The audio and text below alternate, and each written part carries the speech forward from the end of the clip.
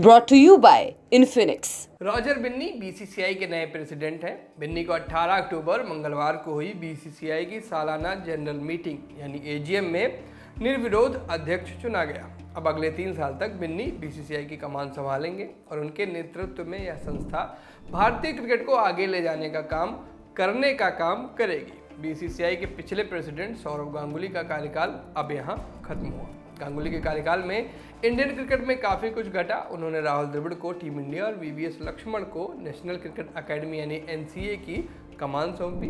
बेंगलुरु में नई national cricket academy की आधारशिला रखी, जिसको फाउंडेशन भी कहते हैं। कोविड काल में 2 बार आईपीएल का सफल आयोजन किया। क्रिकेट इतिहास की सबसे बड़ी ब्रॉडकास्ट डील हासिल की। घरेलू क्रिकेटर्स की सैलरी बढ़ाई और साथ में पूर्व क्रिकेटर्स की पेंशन की रकम में भी इजाफा किया। लेकिन इसके अलावा गांगुली के कार्यकाल में कई नेगेटिव घटनाएं भी घटी और हम नहीं चाहेंगे कि बिन्नी के कार्यकाल में भी हमें ऐसा कुछ देखने को मिले। तो चलिए देख लेते हैं कि ऐसी कौन सी घटनाएं हैं जो हम बिन्नी के कार्यकाल में नहीं होते देखना चाहेंगे।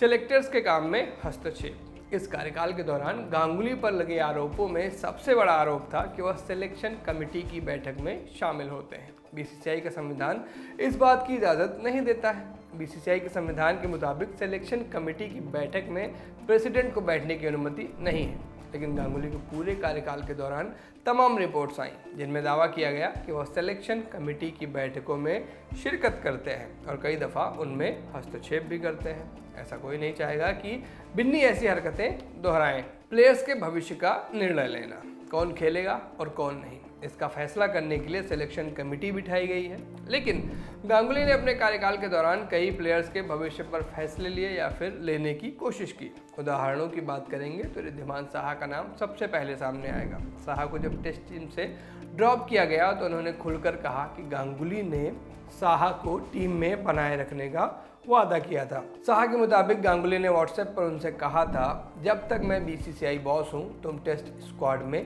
रहोगे। साहा द्वारा लीक की गई व्हाट्सएप चैट के सामने आने के बाद खूब विवाद हुए।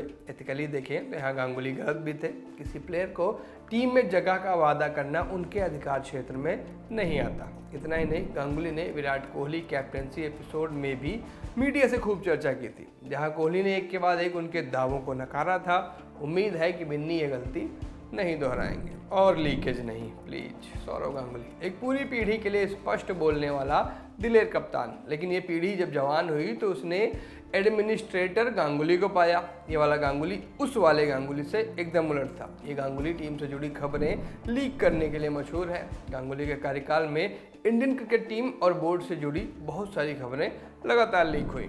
इन लीक हुई खबरों ने खूब चर्चा भी बटोरी और हम जैसे पत्रकारों को इनसे खूब मसाला भी मिला। लेकिन ज़्यादा मसाला टेस्ट खराब कर देता है। उम्मीद है कि बिन्नी ये समझेंगे और ऐसी लीकेज पर लगाम लगाएंगे। अपना मीडिया नहीं। सौरव गांगुली के कार्यकाल में एक और चीज़ ने खूब चर्चा बटोरी। जब तक दादा बीसीसीआई की कुर्सी पर थे, ज़्यादातर वक्त तक उनके लीक्स का फ़ायदा एक खास पत्रकार को हुआ। उनके ऑफिस से निकली खबरें सबसे पहले एक खास पत्रकार तक पहुंचती थी। इस पत्रकार को दादा के पूरे कार्यकाल में भयानक छूट मिली हुई थी। ये छूट तब तक रही जब तक एक क्रिकेटर ने ही इस पत्रकार के बारे में बड़े खुलासे नहीं कर दिए। क्रिकेटर रिद्धिमान साहा ने ट्वीट्स के जरिए इस पत्रकार पर धमकी देने का आरोप लगाया। इसके बाद जांच बैठी और इस जांच में बोरिया मजूमदार नाम के इस पत्रकार को दोषी पाया गया। बीसीसीआई ने इस पर बैन लगाया। उम्मीद है कि रॉजर बिन्नी इस राह नहीं चलेंगे और किसी भी पत्रकार को इतनी ताकत नहीं देंगे कि वह प्लेयर्स को धमकी देने लगे। नमस्ते, मैं सूरज हूँ, आप सिली पॉइंट देख रहे थे। ये एपिसोड भी जतिन जी ने शूट किया है। शुक्रिया।